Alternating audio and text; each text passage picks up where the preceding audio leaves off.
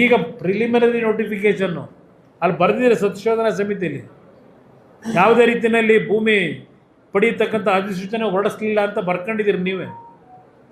ಈಗ ಮಾಡಿರೋದು ನೀವು ಪ್ರಿಲಿಮಿನರಿ ನೋಟಿಫಿಕೇಷನ್ನ ಫೈನಲ್ ನೋಟಿಫಿಕೇಷನ್ ಮಾಡ್ಕೊಂಡು ಹೊರಟಿದ್ದೀವಿ, ಹೆದರಿಸ್ತೀರ ಇಲ್ಲಿ ಯಾವ ರೀತಿ ಆ ನೈಸ್ ಕಂಪ್ನಿಗೆ ಭೂಮಿ ಕೊಡೋದಕ್ಕೆ ಅಮಾಯಕ ರೈತರನ್ನ ಹೆದರಿಸಿ ಭೂಮಿ ವಸೂಲಿ ಮಾಡಿದ್ರಿ, ಅವ್ರನ್ನೆಲ್ಲ ಒಕ್ಲೆಬ್ಸಿದ್ದೀರಿ.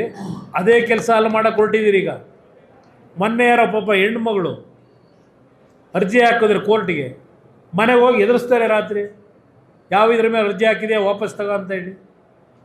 ಇದು ಅಲ್ಲಿ ನಡೀತಾ ಇದೆ. ಎರಡು ನೈಸು ಇದು ಎರಡು ಒಂದೇ ನಾಣಿಗೆ ಎರಡು ಮುಖ ಇಟ್ಕೊಂಡು ಹೊರಟಿದ್ದೀರಿ. ಅವತ್ತು BMICPA ಅಧ್ಯಕ್ಷ ಇದೇ ಈಗಿನ ಮುಖ್ಯಮಂತ್ರಿ ಆ BMICA ಪ್ರಾಜೆಕ್ಟಿಗೆ ಆ ಚೇರ್ಮನ್ ಮಾಡ್ಕೊಂಡಿದ್ದು ಅಥಾರಿಟಿಗೆ ಇದೇ ಶಿವಕುಮಾರ್ ಅವ್ರ ಅಧ್ಯಕ್ಷರಲ್ಲಿ ಇವ್ರ ಚೇರ್ಮನ್ಶಿಪ್ನಲ್ಲೇ ಆ ಲ್ಯಾಂಡ್ ಲೂಟಿ ನಡೆದಿದ್ದವತ್ತು ಅನೈಸ್ ರಸ್ತೆ ಹೆಸರಿನಲ್ಲಿ. ಈಗ ಮುಖ್ಯಮಂತ್ರಿ ಇವತ್ತು ಬಿಡದಿನಲ್ಲಿ ಹೊರಟಿರ್ತಕ್ಕಂಥದ್ದು ಲೂಟಿ ಮಾಡೋದಕ್ಕೆ ಇದೇ ಮುಖ್ಯಮಂತ್ರಿಗಳು.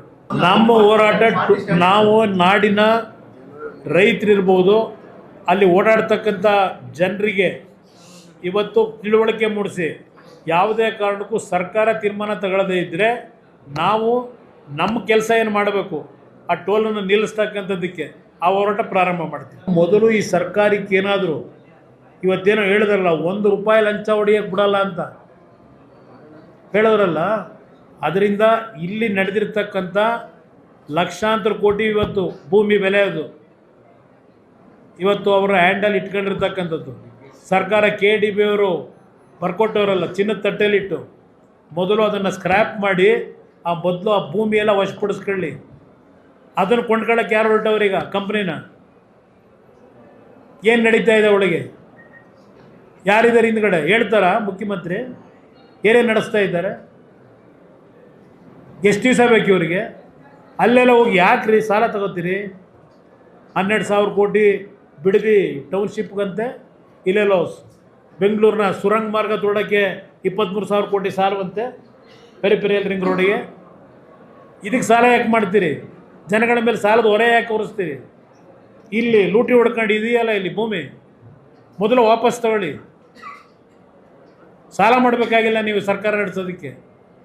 ಸ್ವೇಚ್ಛಾಚಾರವಾಗಿ ರೈತರ ಭೂಮಿನ ಅಕ್ವೈರ್ ಮಾಡಿ ಇವತ್ತು ಆ ಕಂಪ್ನಿಗೆ ಲೂಟಿ ಹೊಡೆಯಲಿಕ್ಕೆ ಮಾಡಿಕೊಟ್ಟಿದ್ದೀರಿ. ಇನ್ನು ಎಷ್ಟು ದಿವಸ ಬೇಕು ನಿಮಗೆ?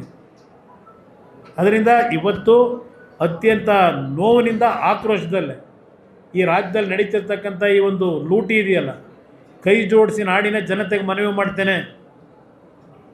ಜನತಾದಳ ಈ ರಾಜ್ಯದಲ್ಲಿ ನಮ್ಮ ಹೋರಾಟ ಪ್ರಾಮಾಣಿಕವಾಗಿ ಮಾಡಿದ್ದೇವೆ, ಆದರೆ ನಮಗೆ ಸಂಪೂರ್ಣವಾದ ಬಹುಮತ ಕೊಡಲಿಲ್ಲ.